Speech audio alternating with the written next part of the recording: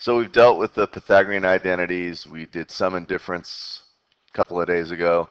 And today we're going to look at double angle identities. So like I said previously, we've done a sum and difference identity where we could take and find the sine of 75 degrees and its exact value by splitting it up into 30 plus 45 and then doing our identity on that.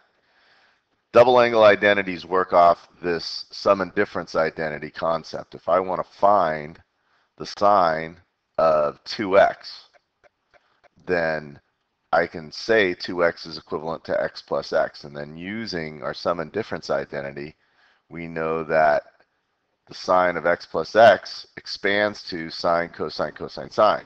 All right. We have two like terms here, and I end up with 2 sine cosine, and that's the double angle identity for sine of 2x.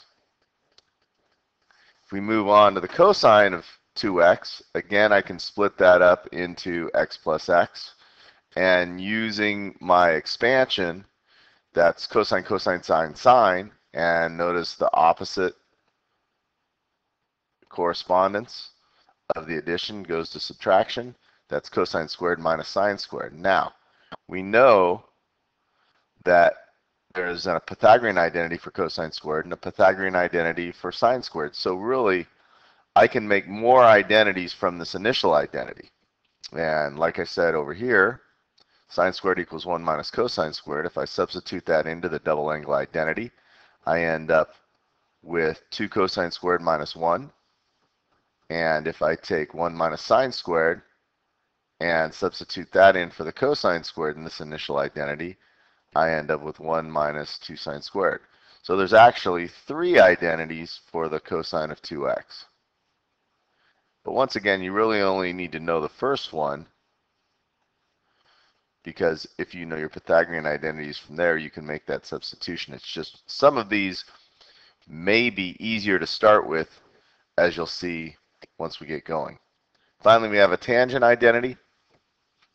We know that our sum and difference for tangent of x, so this again would be tangent of x plus x,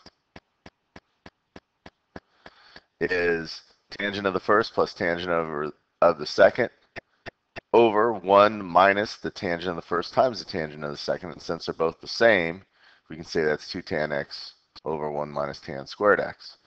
And there's that identity. So now let's go and use some of this stuff.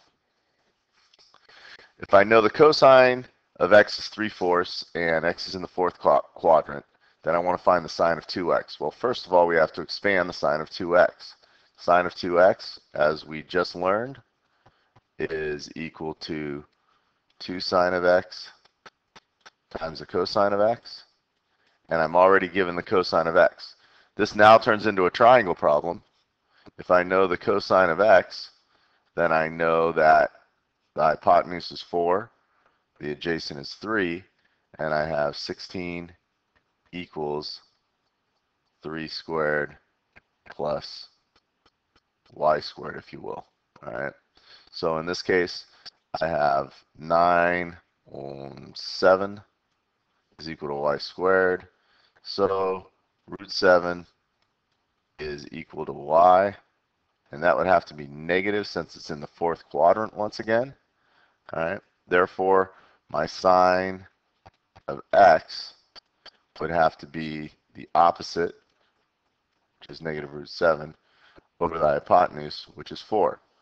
So remember, if we're going to find sine of 2x, that's 2 sine cosine. So that's equivalent to 2 times the sine of x, which I just found, negative root 7 over 4, times the cosine of x, which we were initially given of 3/4, which ends up being negative 6 root 7 over 16, which simplifies, since 2 goes into both those, of negative 3 root 7 over 8. So that is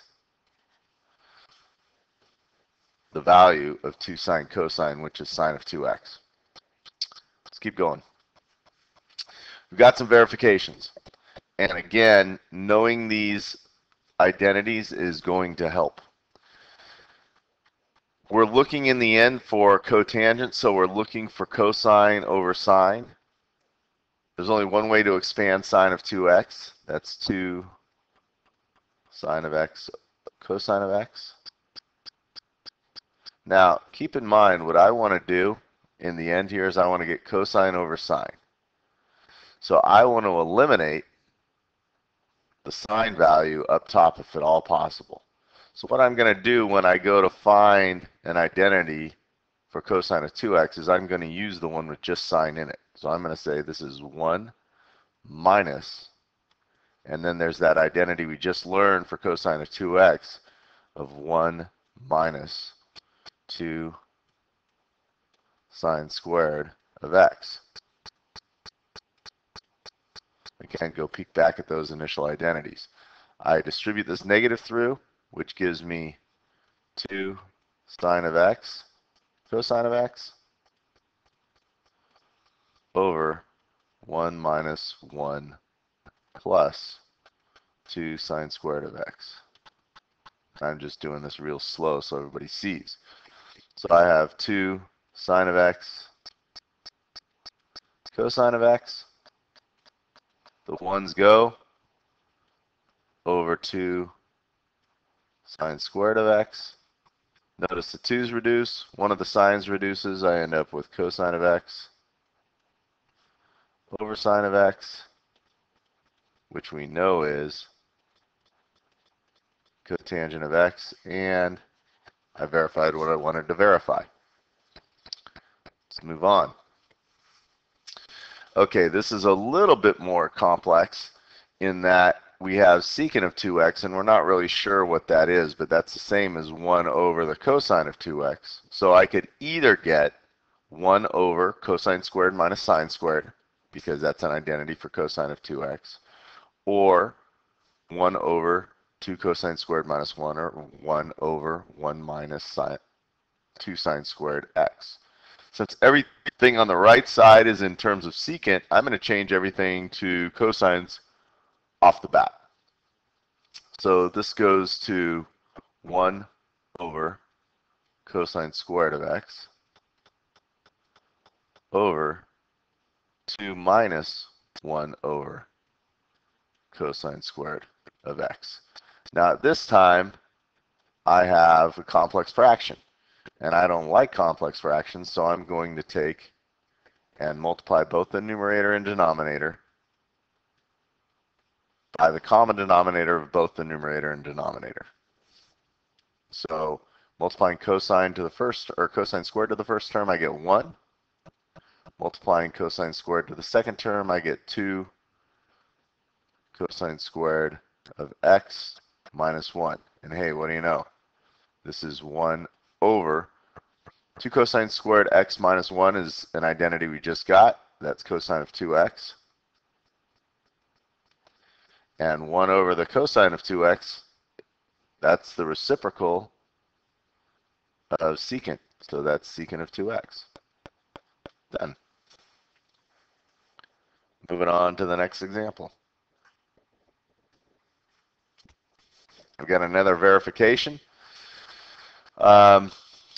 Well, cotangent minus tangent is pretty easily simplified, although the term on the right, 2 cosine of 2x over sine of 2x, looks pretty difficult as well.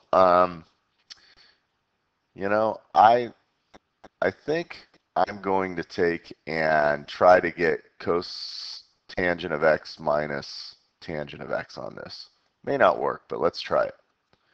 So I'm going to say this is 2 times cosine squared of x minus sine squared of x, because that's an identity I can use for the cosine of 2x, over 2 sine x cosine x, because that's my identity for sine of 2x. The 2's reduce, which is not bad.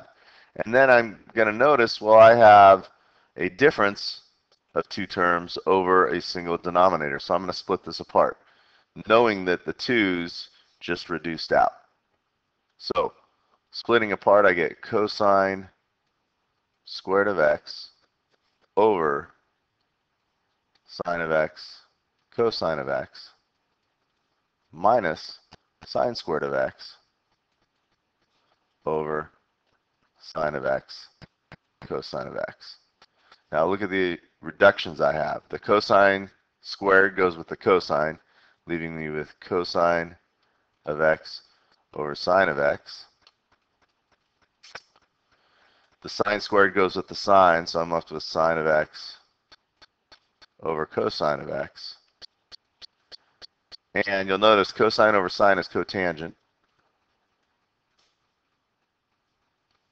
And sine over cosine is tangent. And what do you know? That's what we were trying to get in the first place. So here are the questions for today.